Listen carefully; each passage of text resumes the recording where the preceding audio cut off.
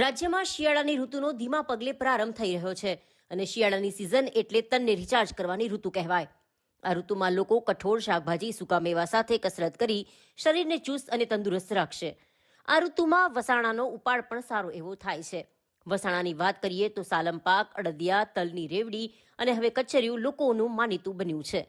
પાટણમાં પણ કચરિયા બનાવવાની શરૂઆત થઈ છે, જેમાં બે રીતે કચરિયા બની રહ્યા છે. એક મશીનથી અને બીજું જૂની રીત અનુસાર ઘાણીથી.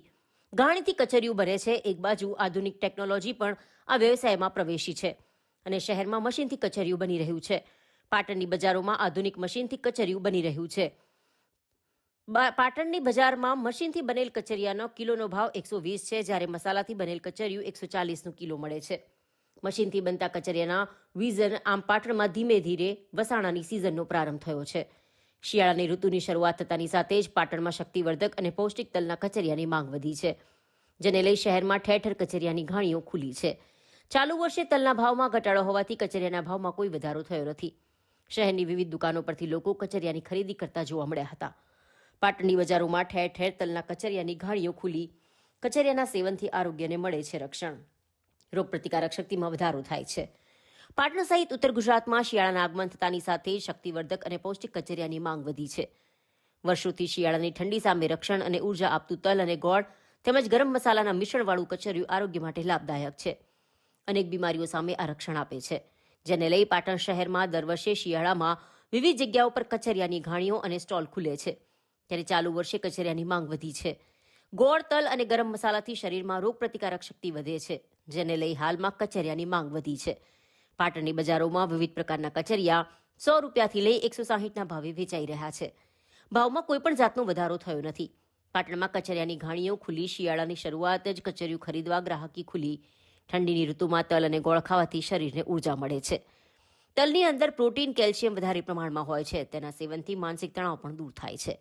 તેથી શિયાળામાં લોકો તલના કચરિયાનું સેવન કરે છે. પાટણના બજારોમાં ઠેર ઠેર તલના કચરિયાની ઘાણીઓ ખુલી છે. ગત વર્ષની સરખામણીએ શરૂઆતથી જ સારી ગ્રાહકી હોવાનું જલારામ કચરિયાના વેપારી રાજુભાઈ ઠક્કરે જણાવી. ચાલુ સાલે તલના ભાવમાં ઘટાડો હોવાથી કચરિયાના ભાવમાં કિલોએ 20 થી 30 રૂપિયા ઘટાડો હોવાનું જણાવી.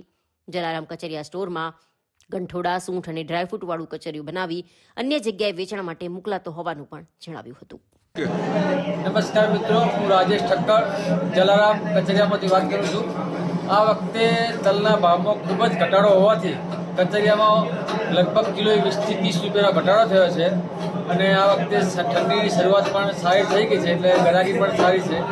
અને કચરિયાની અંદર અમે અહીંયા એકદમ શુદ્ધ તલ, દેશી કોલ્હાપુરી ગોળ, બધા સોન, ગંઠોડા એવા ગરમ મસાલા એવું નાખીએ છીએ. લોકોને મજૂરીથી બનાવી પણ આપીએ છીએ અને અમે તૈયાર વેચાણ પણ કરીએ છીએ. લગભગ છેલ્લા 30 વર્ષથી અમે આ કચરિયાનો જલારામ કચરિયા નામનો વેપાર અહીંયા ચાલુ કરીએ. આ વખતે અમે સિંગ ચીક્કી, માવા ચીક્કી, તલની ચીક્કી, ચીક્કીનું પણ વેચાણ છે.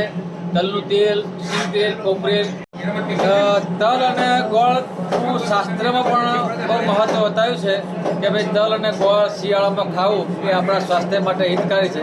એટલે દરેકે કચરી તો શિયાળાની સિઝનમાં એક વખત તો ખાવું જ જોઈએ. અને એમાં જલારામનું જે ફૂલ મસાલાથી હોય, આયુર્વેદિક અને શુદ્ધ સાત્વિક મસાલાથી ભરપૂર છે, એટલે દરેકે એક વખત કચરિયું ખાવું જોઈએ.